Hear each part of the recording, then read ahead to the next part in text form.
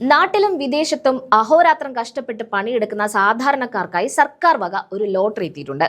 നിങ്ങൾക്കിനി ഗൾഫിൽ പോയി കഷ്ടപ്പെടണോ അതോ നാട്ടിൽ മര്യാദയ്ക്ക് ജീവിക്കണോ? വേണ്ടെന്നാണ് പുതിയ സർക്കാർ ഉത്തരവ് പറയുന്നത്. അതിലും ലാഭകരമായ ഒരു വഴി ഇപ്പോൾ പിണറായി സർക്കാർ തുറന്നു തന്നിട്ടുണ്ട്. പിടിച്ചു പറിക്കൂ, ജയിലിൽ പോകൂ, ലക്ഷാധിപതിയാകൂ. ഇതാണ് പുതിയ ഓഫർ.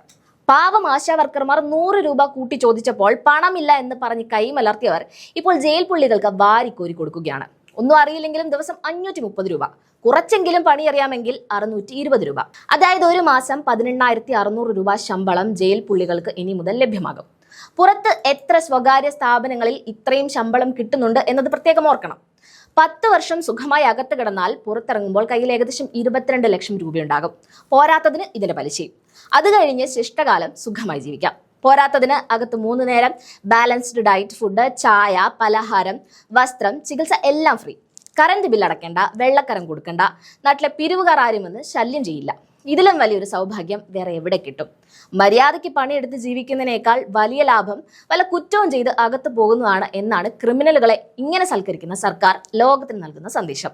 വരാനിരിക്കുന്ന 5 വർഷം സഖാക്കൾക്ക് അഴിയെണ്ണാനുള്ളതാണെന്ന് പിണറായിക്ക് നേരത്തെ അറിയാമായിരുന്നു. അതുകൊണ്ട് അവർക്ക് വേണ്ടി ഒരു പെൻഷൻ ഫണ്ട് പോലെ ഇതങ്ങ് കൂട്ടിക്കൊടുത്തു എന്ന് വേണം കരുതാൻ. ഈ നെറുകേടിനെതിരെ മിണ്ടാൻ ഇവിടെ ആരുമില്ല എന്നതാണ് കഷ്ടം. നാളെ ഈ നാട് ഒരു വലിയ ജയിലായി മാറുമ്പോൾ നമുക്ക് എല്ലാവർക്കും സന്തോഷത്തോടെ ലക്ഷാധിപതികളാകാം.